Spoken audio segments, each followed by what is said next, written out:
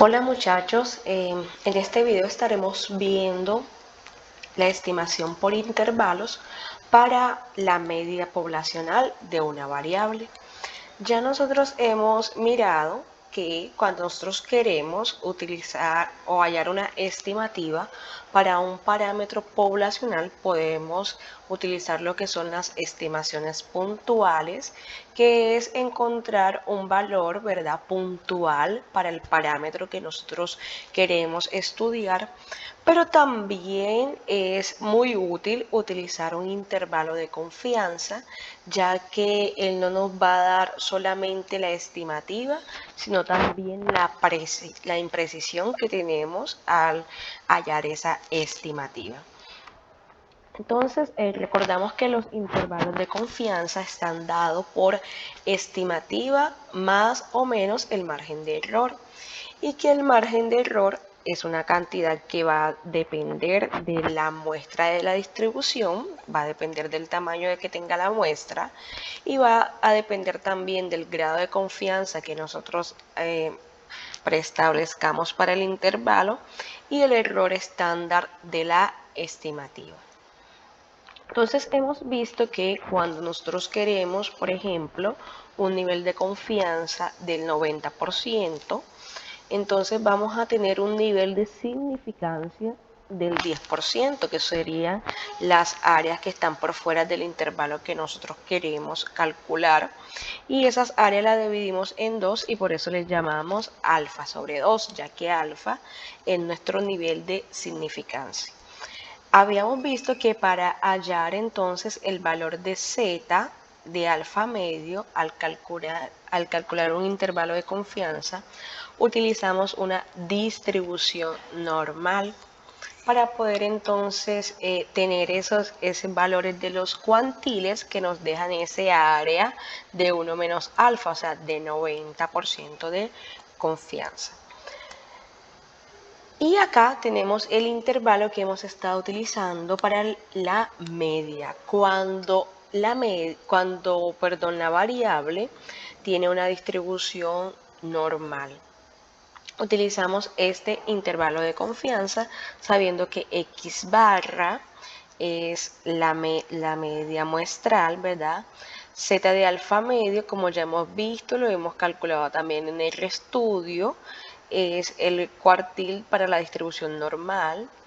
Tenemos acá la desviación estándar de la población, que la hemos llamado sigma, y la raíz de n, quien es el tamaño de la muestra. Recordando que acá tenemos todo el margen de error y esta es la estimativa puntual. ¿Cierto? Si nosotros solo calculamos z, vamos a tener aquí dado el nivel de confianza y acá vamos a tener el error estándar estimado. Entonces, muchachos, ¿en qué casos se usa este intervalo de confianza para la media? Cuando nosotros tenemos tamaños de muestras grandes, y recordemos que en estadística algunos autores consideran ese tamaño de muestra grande mayor a 30 datos, y cuando conocemos la desviación estándar de toda la población, ¿sí? Aunque estamos hallando una estimativa para la media de la población, es curioso que conocemos la desviación estándar de toda la población o conocemos la varianza también y a partir de ahí calculamos la desviación estándar. Siempre que se nos presente ese caso, vamos a calcular entonces el intervalo de confianza considerando el z de una distribución normal. Pero existe otro caso y es cuando nosotros tenemos un tamaño de muestra que es pequeño y también puede ser que no conozcamos la desviación estándar de la población. En ese caso no podemos garantizar que la distribución se comporta como una distribución normal, ya que el tamaño de muestra es pequeño. en tamaños de muestra grandes sí se considera la distribución normal. Entonces, ¿qué distribución utilizamos para nosotros calcular un intervalo de confianza cuando tenemos un tamaño de muestras pequeños o cuando desconocemos la desviación estándar de toda la población? Vamos a hacer entonces aquí una mirada a esta distribución que se llama distribución t-student. Es la distribución que nosotros utilizamos en estos casos que les he dicho, tamaños de muestras pequeños o desviación estándar de la población desconocida. Esta distribución tiene la siguiente forma. Si nosotros miramos, es una distribución que para calcular sus probabilidades utilizamos una fórmula que puede ser un poco más compleja, ya que usa una función gamma, depende de unos grados de libertad. Pero no nos vamos a asustar con esta distribución porque, como sabemos, a través de nuestro programa de RStudio podemos ayudarnos en el cálculo de las probabilidades. Simplemente quiero que tengan en cuenta que en los casos de tamaños de muestras pequeños y varían, o también la desviación estándar de la población desconocida, utilizamos distribución t-student. Entonces, ¿cómo creamos ese intervalo de confianza cuando debemos utilizar una distribución t-student? El intervalo de confianza va a tener la misma estructura que hemos venido conociendo. Vamos a necesitar del estimador puntual, en este caso es x barra, que es la media. Vamos a necesitar del coeficiente de confiabilidad, que es el que depende de la distribución. En este caso es toda esta expresión t de n-1, alfa medio. Este nos va a dar el coeficiente de confiabilidad, ¿verdad? Y vamos a tener el error estándar, que ahora miren que acá cambia, no tenemos ya la desviación de la población, sino es la desviación estándar que proviene de la muestra. Y continuamos a tener la raíz del tamaño de la muestra, raíz de n. Toda esta expresión de acá nos va a dar el margen de error. Entonces tenemos estimativa menos el margen de error, que ahora depende de la distribución t. Y acá vamos a tener para el límite superior del intervalo estimativa más el margen de error.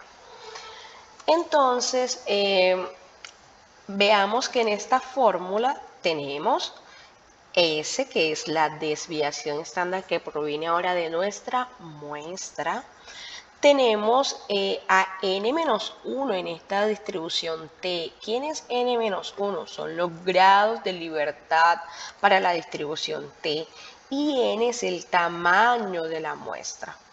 Tenemos alfa, que es el nivel de significancia. Recordamos que lo calculamos como 1 menos el nivel de confianza, y alfa medio sería la parte inferior del intervalo, la parte superior. ¿Cómo entonces calculamos en el RStudio ese valor aquí que va a depender de la distribución t, que es el cuantil para la distribución t, que viene de n-1 grado de libertad y alfa medio? En R lo vamos a calcular como el valor absoluto porque queremos el número positivo del cuartil. Recuerde que para calcular el cuartil usamos la función que, y en este caso sería que t, ya que viene una distribución t-student. Entonces necesitaríamos colocar primero alfa medio y después coma n-1, que serían los grados de libertad. Ahorita nos vamos al programa para mirar entonces cómo lo realizamos. Entonces vamos a mirar cómo sería realizar este ejemplo en el programa RStudio. Dice, en una muestra de 25 paquetes de café, se obtuvo que la media del contenido de café es 485 gramos, con una desviación estándar de 7.1 gramos. Vamos a encontrar el intervalo de confianza de 95% para la media poblacional del contenido de café. Entonces, analicemos. ¿Cuál de las distribuciones debemos utilizar? ¿Distribución normal o distribución t? Primero, ¿Cuál es el tamaño de nuestra muestra? Es 25, es menor que 30. Si el tamaño de la muestra es menor que 30, entonces ya nos está dando una indicación de que debemos utilizar distribución T. Ahora, segundo, conocemos nuestra media muestral, que es 485 gramos, y conocemos la desviación estándar de la muestra, que es 7.1 gramos. Paréntesis aquí, si la muestra es pequeña, pero ya el ejercicio o la información nos dice que se garantiza de que ella siga una distribución normal, entonces utilizamos la distribución normal. En este caso, como no me dan nada de esa información, no me garantiza de si tengo una muestra pequeña, entonces vamos a proceder a hacerlo con distribución T-estudio. Como el intervalo de confianza es de 95%, nuestro nivel de significancia va a ser ¿de cuánto? Del 5%, ¿verdad? Porque sería 1 menos 0.95 y eso nos daría 0.05, o sea, el 5%. Entonces, si lo calculáramos o si lo viéramos en R, nos van a dar estos resultados. Tenemos aquí la media de la muestra, que sería 485 gramos. El cuartil para la distribución T de n-1, o sea, 25 menos 1, que sería 24 grados de libertad. Y aquí alfa medio, que sería 0.05 entre 2, 0.025, nos va a dar 2.06. Ahora corroboramos esa información en R en el próximo video. La desviación estándar de la muestra tengo que es 7.1 gramos y la raíz de n, o sea, la raíz de 25, que es 5.